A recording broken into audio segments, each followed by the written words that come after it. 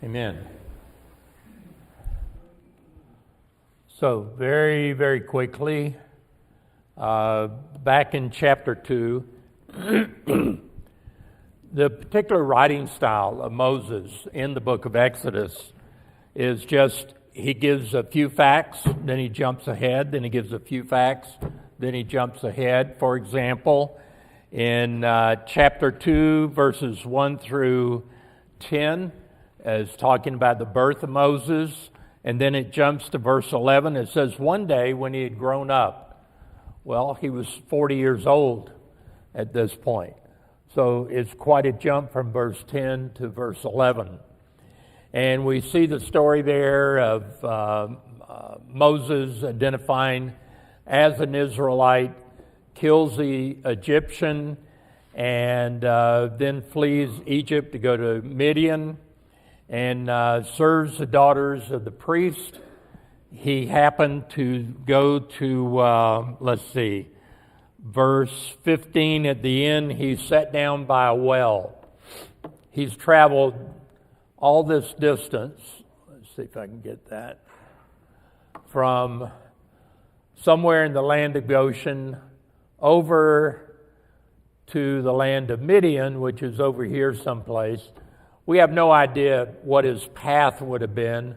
I'm imagining that he went by Sinai on his way, but we don't know that. He could have gone just directly across the top there to Midian, but again, I like to think he went by Sinai or Horeb because the importance that plays in the book of Exodus, and later, but especially here. So,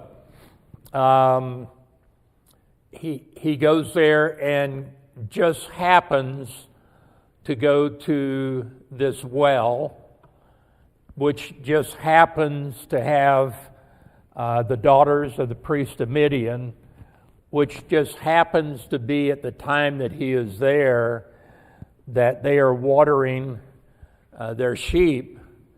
And it just happens that he is able to help them out, being, I guess, this big, strong Egyptian man, apparently, to them, and basically shooing off the other shepherds that would do the same thing to the girls. They'd let them draw the water, apparently, and then they'd get their sheep and run them off, so the water's already drawn into this well or pit or pond, or in Texas we used to call them tanks that are out there, ponds. And everything just coincidentally happens to happen to Moses along the way. And of course, I look at that as the providence of God, that everything is working toward this problem. We have an existing problem with the Israelites in Egypt, the problem of their oppression, and they're seeking and searching for a deliverer, whether they don't know, of course, that it's Moses or one person or God by himself doing it, but they are looking for someone to deliver them from the anguish and the pain that they're under. So this is how the story is unfolding. And as Zach talked about the last time, and again, here's this jump. He is in the land of Midian. He helps out the priest's daughters, and the priest says, "This is great. Go back and get this guy. Let's have him in for dinner." And then the next thing we know, Moses married one of his daughters. They have a son, and says, "I've been a sojourner in a foreign land," in verse 22. And then verse 23 says, "During those many days, the king of Egypt died." Boom. We've just made a big jump in time again. Another 40-year jump. And so there's time that we need to keep in mind as we're going through this development of how Moses is developing also. And of course, it's not just coincidental that he was in this land and that he was taking the sheep, keeping the flocks all over the place. And at that time, he's also going through the land that he will be leading the children of Israel through later when he brings them out of Egypt. And not only that, but he apparently is going to Mount Sinai. At least he knows about it on some sort of a frequent basis, in my assumption. That's my assumption. So he'd be very, very familiar with this land. So 40 years he's been there, and the people of God are especially crying out. He sees the burning bush, and this grabs his attention, of course. And through his exchange with this, he finds out from God what he wants him to do. And now is the time to start moving. And I think as all of us are feeling after we're on our third week of this, starting our third week of this, let's get these people out of Egypt. Let's get these moving on. We want to know more of the story. But we have to build a little tension too. So that's where they were. And then he gives this great exclamation to me about what his name is, what God's name is. God had used this name before with the patriarchs when he talked to them. We know that there are several names that God goes by, especially in the Old Testament. And each one of those names give us an indication of the character of God. And so the name that is being used here, I am who I am, one of the ways we could look at that, what that comes from is Yahweh. And of course, Yahweh was the word that was the name of God. And you think, well, why is he saying it's special? Because he's used that name before with the patriarchs. He's used Yahweh. But he's making a distinction here because they are going to be his people, his chosen, his named people. They're now a nation. And again, we're not just talking about 70 people and their offspring. We're talking about 70 people and their offspring and their offspring and their offspring. About 400 years worth of growth here to where probably we have 2 to 3 million people. We'll talk more about that number later. We talk about them coming out and the men being numbered. But you've got 2, 3, 4, 5 million, depending upon whose count you think is accurate on that. It's a lot of people. And we tend to think of just kind of this big tribe, but it's a nation of people. It's a big nation of people. Okay. And so this reminds me also, this is just me, of John 8, 56 through 59. In the book of John, the expression I am, Christ uses that 7 main times in that book. But in addition to that, in John 8, 56 through 59, he says, your father Abraham rejoiced to see my day, and he saw it and was glad. Jesus talking to the scribes and the Pharisees here. And then the Jews came to him and said, you're not even 50 years old. How have you seen Abraham? Reasonable question. And to me, Jesus just delivers a knockout punch here. And he says, most assuredly, I say to you, before Abraham was, I am.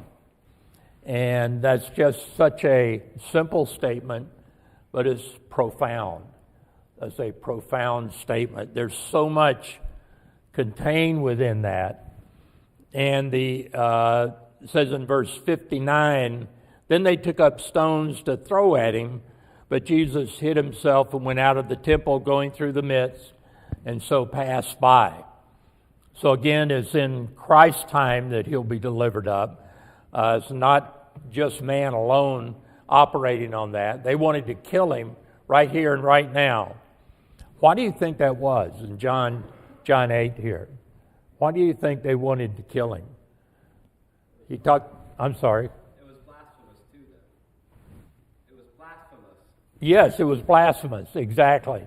Here he is, in effect, making a claim, and the claim of deity by using this expression and talking about Abraham and how, in effect, he knew who Abraham was. And he says, before Abraham was, I am. And so again, a strong, strong statement there by Christ.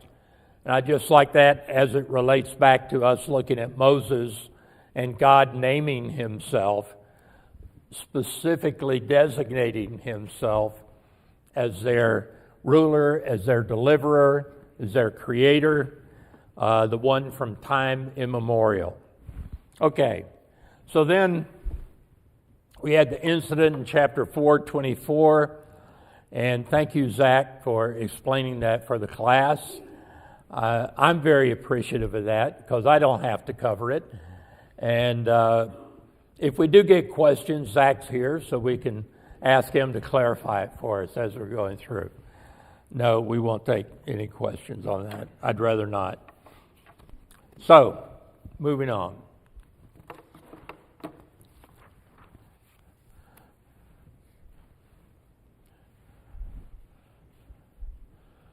So, let's see, we've been through part of 4, and let's go to chapter 4, verse 27.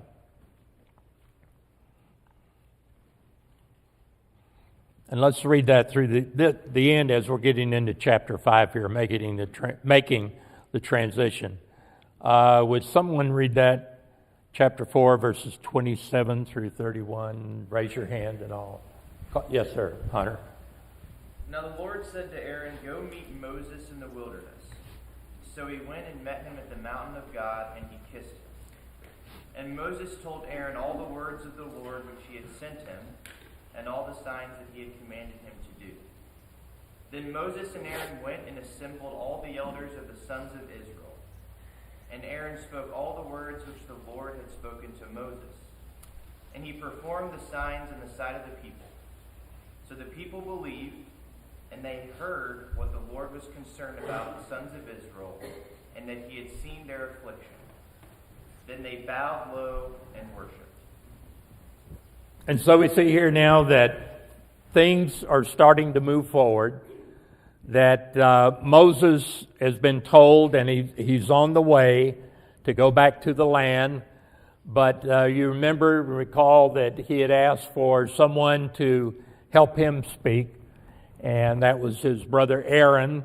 And Aaron is back in the land of Egypt, and so he and Moses have got to get together. And for all of Moses' fear and all of his timidity at this time, which is interesting because 40 years earlier, he was this, if you will, bold, brash guy that goes out and kills an Egyptian for beating on one of the Hebrews. And so how does this fit? Well, obviously over 40 years, his character somewhat has changed, probably, I would guess. Mine's changed over 40 years. I would guess some of you the same way, those of you that are at least 40 years old in here. Things change with people. And so evidently his brashness, if you will, the character that we saw kill a man and leave Egypt, that's changed and been modified to where now he's afraid to even go see Pharaoh, even though the Pharaoh that wanted him dead had probably passed away. And And yet this is the nature of Moses. Well, he goes to meet Aaron. Aaron is in agreement. And first of all, he goes to tell Aaron all this, but what does God say about it? He says, in effect, he's already told Aaron about this. That doesn't mean he's gotten all the details, doesn't mean he has the same scope, if you will, of instructions that Moses had, but still he knew enough to get up and leave. And it makes you wonder, too, Aaron must have been probably one of the elders of the group formally, because he is able to do this. So either he's past an age when he could work, or he's of such a status within the community, and we know they had some status because they had workers, they had foremen, and they had elders that were there. So there was some hierarchy, if you will, if not status, some hierarchy there. And so Aaron is able to go out. He goes to meet Moses, and then they go meet with the elders. So now they're approaching the land of Egypt, getting into the land of Egypt, which means, much time has transpired there. And the last verse, they go tell the people believed when they heard the Lord had visited the people of Israel, that he had seen their affliction. God is listening to us. All of our cries for help and for assistance, God has heard us. There is a God. That's one of the things that would be maybe my first impression there. There is a God. We've been praying to him, but now he's listened, and he's sending someone to deliver us. He's sending Moses and Aaron. So the people believed, and when they heard the Lord had visited the people of Israel, seen their affliction, they bowed their heads and they worshiped. So now we've got just this great situation where everything's looking good. Moses has gone in.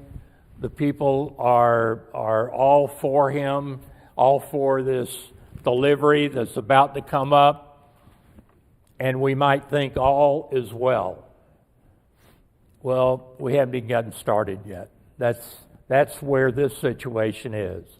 And it may be, apparently, from what Moses is thinking, either he has selective memory or he just really forgot about that. Things were going so well that he doesn't remember what he was told back in chapter 3, verse 19. Which was, Pharaoh's not going to let you go unless he's compelled. He told him that before. So it's like, this is not going to be just a walk through the park. This is not just going to be you going back and you and Aaron and you're with the elders and everybody's happy and the people are doing what they should be doing. They're grateful. They're worshiping. They're bowing their heads to God. And again, at the end of this verse, everything seems great, but that's going to change rather quickly because things are not all well for what they're getting ready to go through. Yes? I want to point out that contrast, and that's too far ahead, but it really is a testament to human nature. Our starting power, or whatever you want to call it, is not the same as our enduring power. And so you get this group of people who are so excited, thank you, God's here, we're worshiping him, we're so thankful. Contrasting that with once the reality starts to hit them of the challenges of this, and what it's going to take to get through this and endure through this, they're going back to Moses, complaining. Even Moses gets wrapped up in it. Yep. Complaining back to God, why did you send me these people? Just a testament to human nature. We have two different kind of things. We get excited about these grand ideas, but when it comes down to the reality of it, actually doing the hard work to get through it, sometimes we falter. Yes, and there's, as you point out, Alex, there is a point for us today, even let's go back sooner. Let's go back in time as young Christians or new Christians that a lot of times we might think, well, this is just all great. You know, a person's become a Christian, and we might have thought when we first became Christians, I'm not going to have any more trouble in my life because I've done what I should. I'm a good person, and therefore, from now on, things are going to be great. And so, if you've lived long enough, you know that's not true. You know that there's a reason for time on earth. One is for God to give time for people to repent. But another reason is to give us a chance to mature as Christians, to learn lessons. That's one reason I think the Bible puts such an emphasis on listening to older people. I say that now that I'm older. And that this should be ingrained within us. And it should help us who are older to help those who are new Christians not to be doom and gloom, not to go through, have you counted the cost, in a real heavy way, but to be there to explain, I'm here to help you. Any Christian typically over time will have challenges, trials that they will go through. And if I can help you with that, I would be glad to do that. Call me or whatever. Or let me check in on you from time to time, even if I make a nuisance of myself sometime. How are you doing? How are things going? Because the new Christian, use that expression accommodatively, typically doesn't see the end result or what they've got to go through life. Any other thoughts on that? Alex has a good start to that point. Any other thoughts on that?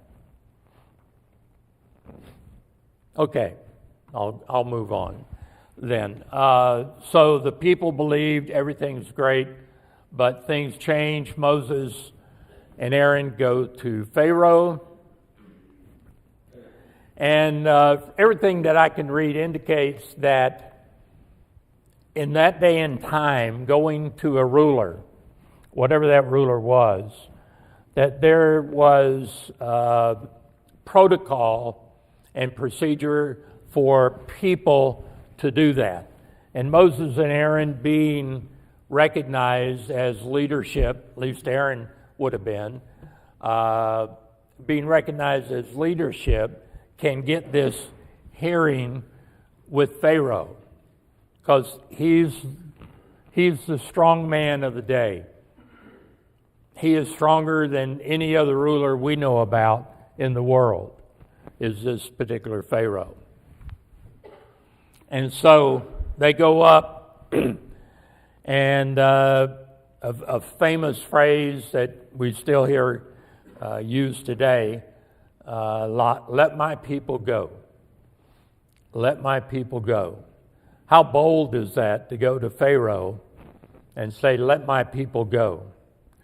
And of course, Pharaoh says, I don't know what you're talking about. Who is this Lord that you speak of? And not only that, who am I to just, in effect, fold and yield to your demands on this? Not going to happen. Verse 2, Pharaoh said, who is the Lord that I should obey his voice and let Israel go? I do not know the Lord, and moreover, I'm not going to let Israel go. So they go to Pharaoh, the strong man, the ruler, in effect, the strongest man in the world at that time in terms of political power. And they say, let my people go. They're not asking at that point for a full release. If you notice, this he just asked for a 3-day pass, if you will, to go into the wilderness so they can worship. But we all know where this is headed. We know the story. Okay. And then Moses adds this little bit, or Aaron adds this little bit into it, says at the end of verse 3, lest he fall upon us with pestilence or with the sword. And these are typical judgments that God did use on people, especially in the Old Testament: sword, famine, and plague. And Pharaoh still just doesn't go along with it. And he says, I don't know who the Lord is. And they say, please let us go. Go back nicely. Says, no, and in fact, I'm going to double down on this. It's going to get worse. In effect, you're bothering me. I'm going to show you who the ruler is here. So that same day, verse 6, the same day, Pharaoh commanded the taskmasters of the people and their foremen. Taskmasters would have been the Egyptian people who were over the children of Israel.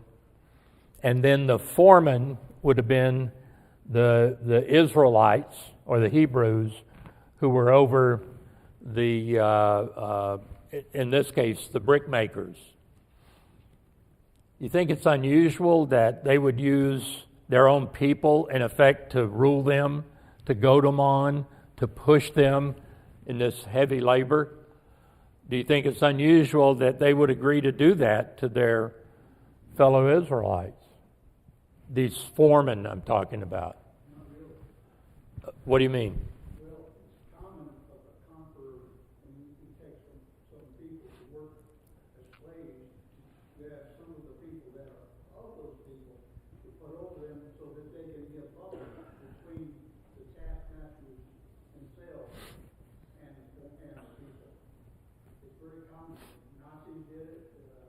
They used the people within the community to act as bubble. Yeah. The example I've been watching a lot of World War II stuff lately, in between studying Exodus. And one of the things that I noticed there is when they rounded up Jews, like in Poland, that they had other Jews that wore special armbands that designated they were Jews, but they were used to round up the Jewish people. And so this is not unusual, still being done, where those type of people would be used. Even to the point you can see in some of the movies that film clips I've looked at, that they're beating on them with sticks and shepherding them, if you will, along to move into the trains. And so again, that's not unusual. They've been appointed to do that. And that's an effective form of managing people, is to have one person like a foreman over a group of 10, 20, 30, whatever. Yes, sir. We can see in Scripture how slavery, bondage is under the curse of the law. And the Israelites, they troubled their own writing something. And God allowed the Israelites, it wasn't all the Pharaoh was a horrible person, the total picture. Because God allowed them to go into bondage for troubling the Israelites. And while they were in Egypt, Pharaoh allowed them to see them beside. God remembered the Israelites, and he brought them out with a strong hand. That's right, a strong hand. And we're going to get into that God, through all of this, is in control. And it looks dire, especially to Moses and Aaron at certain times, but it's not. God knows where the end is. He's already told them, in effect, what's going to happen. That should have helped someone like Moses to say, well, I don't think he's going to let them out the first time. I'll be prepared mentally for that. And yet God's mighty hand is going to take care of that. So, he says, no, I'll double down. I'm going to make it harder. In verse 7, he talks about how they're going to The number of bricks is going to be the same, and they're not going to let them use straw for that. Now, I don't have it ready because I don't know how to get this all fixed up, but if you will go to YouTube, and if you will look and do a search for Appian Media, and then Out of Egypt, and then Making Bricks. There's a 5-minute segment in there, a video clip, that the fellows from Appian Media were filming out of Egypt, and this is one of the segments where they're looking at making brick out of mud and straw. And they still do it today. They still do it today. I don't know how much of that is for the tourist, or I assume is for real. But there's a big mud pit, and they keep putting water in there. And then they have the straw off to the side.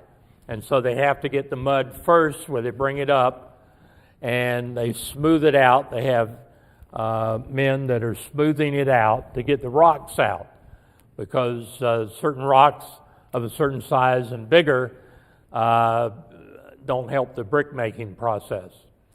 So they're doing that, and they're bent over, getting a big glob of mud out, and then they slap it on top of a form in the form of a brick, get some water. They've already mixed up the straw and the mud, and get some water and smooth it out on top, pick up the form, and then move on and make the next one.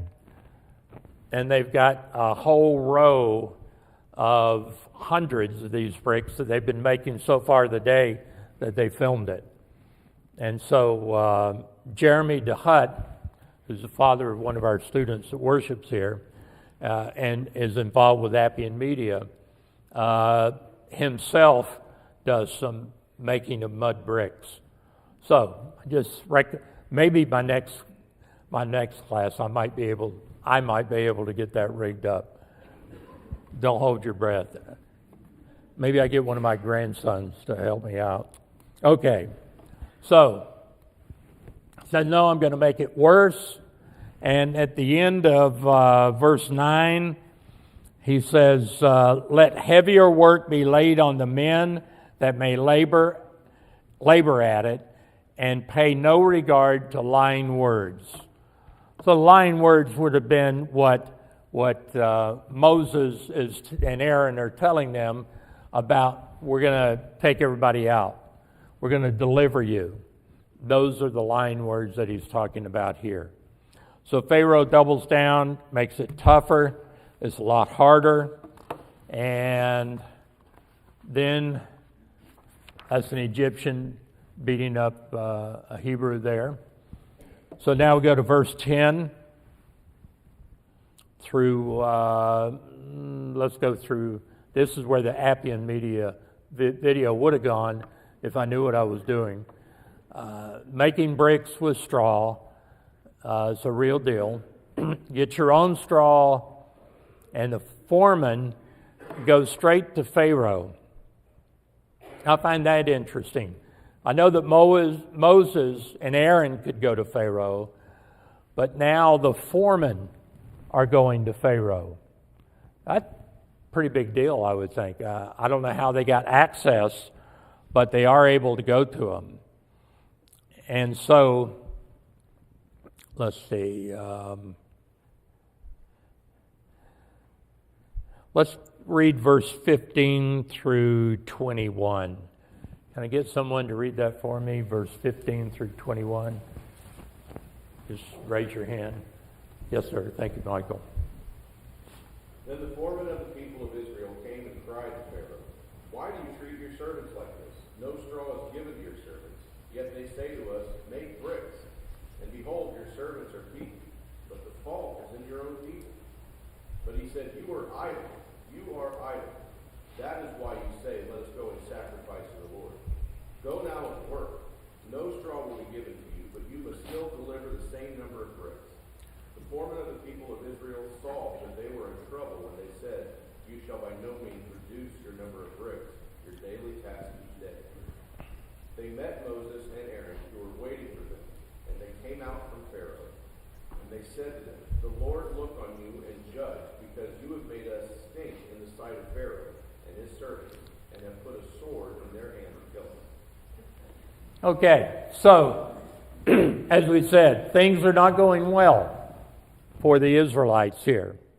And even the foremen go back in to talk to Pharaoh directly, and the response they get is not a good response. And in fact, he says, "You are idle, you are idle." He repeats it. And that repeating is a level of emphasis to get their attention. I think it's similar to Martha, that type of construct. And so he says, "You're idle, you're idle. You're coming to me wanting to get off. You got all this time to go worship. Well, that means you got more time to work then. You're not going to go worship. You're not going to do any of that. And you're going to do more. And we're going to add getting straw." One of the commentators I read said that it may have been such that even the straw being so widespread that they were having to take the stubble from the fields in addition to the straw that was there. And whereas people were doing that before, they had to go out and get it themselves. And of course, it's physically impossible then for them to make more bricks unless they're doing work 24 hours a day, the same people, which is not physically possible. Or they're getting no rest, they're not eating, whatever. It's just physically not possible for this to happen. And when they come out, Moses and Aaron are apparently out of the courtyard area where they're discussing this with Pharaoh.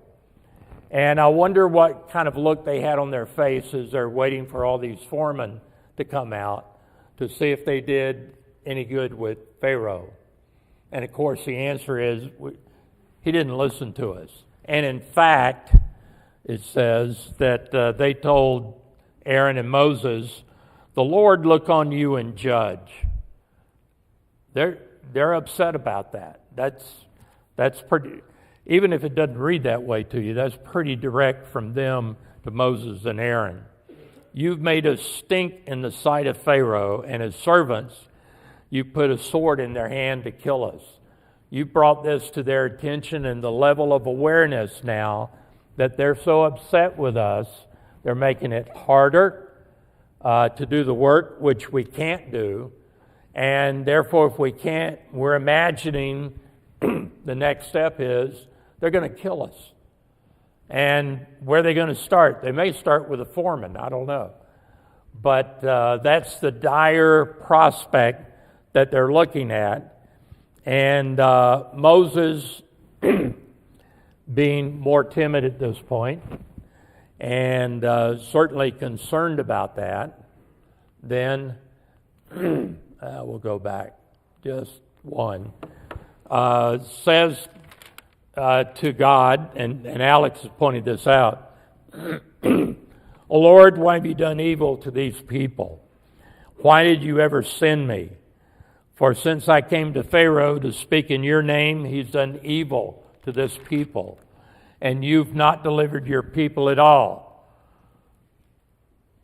So he goes back to God. Yes, Alex?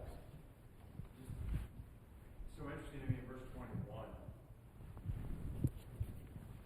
The assumption sounds like these people, when they get harder work, that Moses, you must have done something wrong. You must have heard the wrong message. You must have said it the wrong way. It's your fault. You messed up. Because in their minds, the equation was God's going to take care of them and deliver them, and that meant without the hard labor. That meant without the hard work. Yes. Somehow Moses must have screwed this up in their mind. Yeah. That's how they understood this. I think that's just the wrong narrative. I think that's the incorrect assumption. Doesn't usually, and a lot of it doesn't usually, equate to easier. And what does Moses do? Moses assumed that too. Yeah. I must have screwed up too. I told him the wrong thing. God, you said something. He doesn't try to counsel them or tell them, well, God said this would happen, this is part of the deal. But yet he turns back to God and says, well, in effect, God, it's your fault. You know, you haven't delivered him yet. You haven't done what you said you're going to do, meaning what I thought or what I'm remembering incorrectly, what you said you were going to do. To me, it sounds like Adam in a way, you know, pointing the finger back to God. This woman that you gave me, you know, talking about the sin, and that's where he pointed. That's a good place to stop at the end of chapter 5, and we'll go to chapter 6 on Wednesday night, and appreciate your comments today.